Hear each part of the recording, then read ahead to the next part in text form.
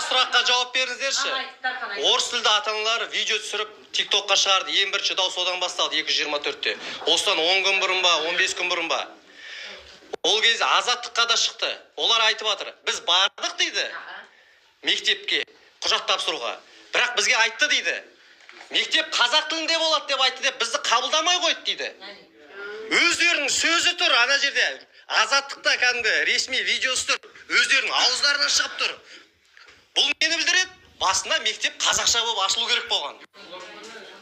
Одан кейін 5-6 орыс тілді ата-аналар айғай шу шығарып еді.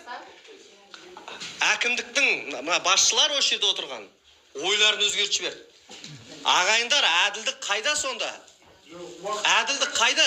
Басында қазақша болып ашылады деді ма? Болды, қазақша ашылсын.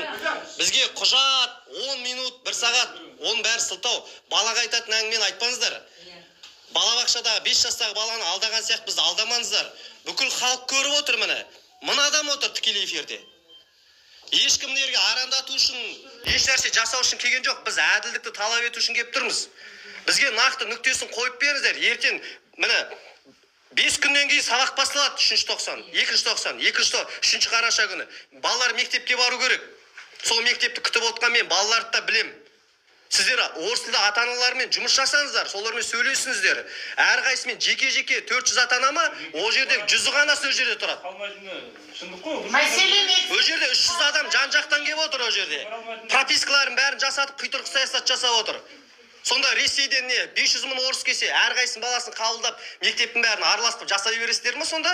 Біз Ресейде жүретін қазақ, Ресейде жиі барып тұратын қазақ. Ануар Манабаев деген. Ашылған ба? Иә, администраторы. Біз қозғаңдар ана турада Индияның премьер-министрі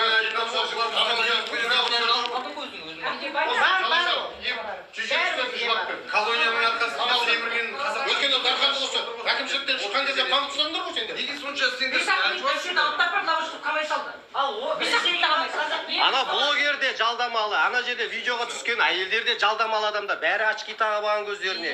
Бәрі жылп-жылп тақ-тақ сөйлеп тұр. Ана блогер мүлдем мектепке, білім саласына қатысы жоқ адам.